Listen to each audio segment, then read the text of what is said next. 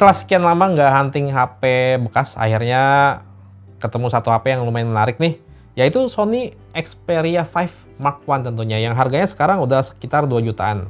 Ya tentunya ini HP batangan ya HP limbah lah sebutannya nih HP.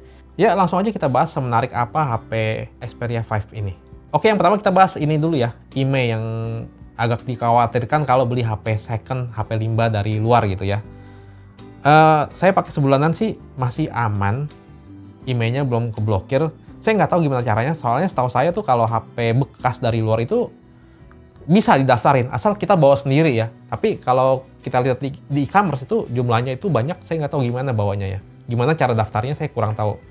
Ya mungkin bisa jadi evaluasi dari Kemenperin atau apa, Menkominfo atau Bea Cukai itu, ini gimana caranya HP-HP begini bisa terdaftar IMEI-nya gitu loh. Buat saya, jadinya HP ini sebenarnya saya nggak nyaranin sih buat kalian miliki sebagai HP utama.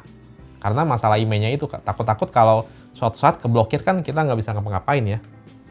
Oke, lanjut ke HP-nya nih. Untuk desain sih ini cakep ya. Mirip kayak Xperia One kemarin lah ya. Ini lebih kecil, ukurannya lebih compact, dan posisi kameranya itu kalau Xperia One kemarin kan di tengah, ini di pinggir. Rasa mewahnya juga berasa ya untuk HP bekas 2 jutaan.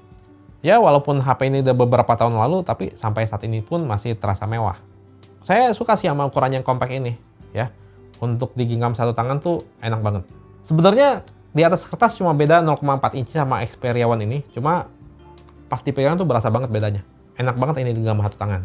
Dia itu ramping, pengoperasian dengan satu tangan tentunya enak. Paling ya kalau posisi atas agak susah disentuh oleh jari kita. Bagian depannya nih, ciri khas Xperia beberapa tahun belakangan ini masih ada ya, yaitu bezel atas sama bawahnya masih ada.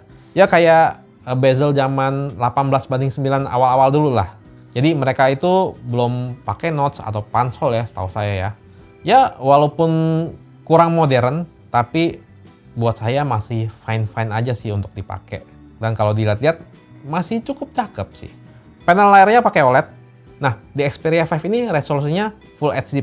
Kalau Xperia One kemarin kan 4K. Tapi layarnya ini impresif. Warnanya pas dan nyaman banget di mata.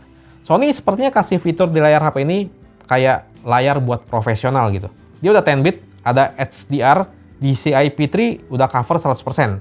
Ada fitur Creator Mode juga yang mirip dengan Filmmaker Mode di TV.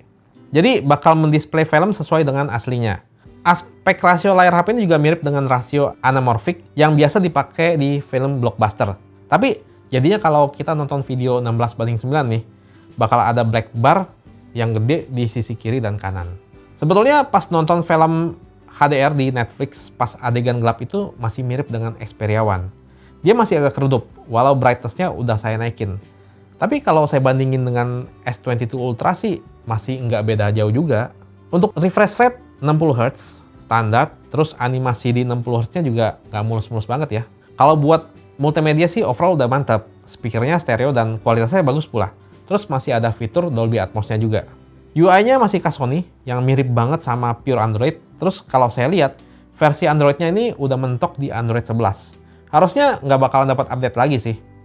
Urusan chipset dia pakai Snapdragon 855, prosesor flagship sekitar 3 atau 4 tahun lalu ya kalau nggak salah ya.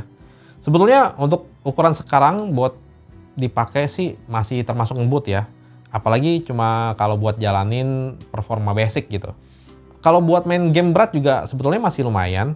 Kalau mau main di grafis rendah itu masih sanggup banget dapetin 60 fps dan stabil. Tapi kalau main di settingan tinggi dia baru agak kurang stabil.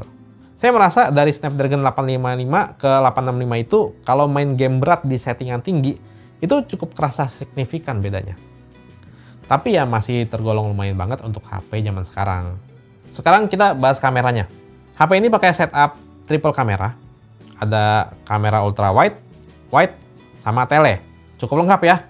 Nggak ada kamera gimmick-gimmickan. Sensornya di atas kertas itu mirip sama Xperia One. Untuk hasilnya sendiri sebetulnya detail dan tajam. Dynamic range pun sebetulnya di sini lumayan lebar. Nggak sempit-sempit banget. Ini saya coba kasih perbandingan sama iPhone 14 juga. Paling ya prosesnya aja masih terlihat agak sedikit mentah. Mungkin tim Sony approaching-nya agak sedikit beda sama brand HP lain. Kalau udah terbiasa dimanjakan dengan processing HDR yang agresif kayak di HP lain sih, saya yakin bakal merasa hasil dari kamera ini biasa aja. Tapi sebetulnya masih lumayan banget. Paling keluhan saya tuh warnanya cenderung agak keunguan. Atau tint magentanya terlalu tinggi. Ya mirip-mirip lah karakternya di kamera mirrorless-nya Sony Alpha. Terus kalau dibandingin sama kamera Xperia One sih masih terlihat sangat mirip. Pas di low light juga sebetulnya tajam dan noise minim. Paling ya exposure-nya nggak dibikin terang kayak HP-HP brand lain di zaman sekarang.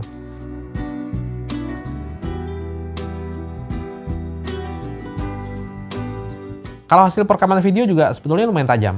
Paling lagi-lagi dynamic range-nya ya kayak masih mentah gitu. Processing-nya dikit banget.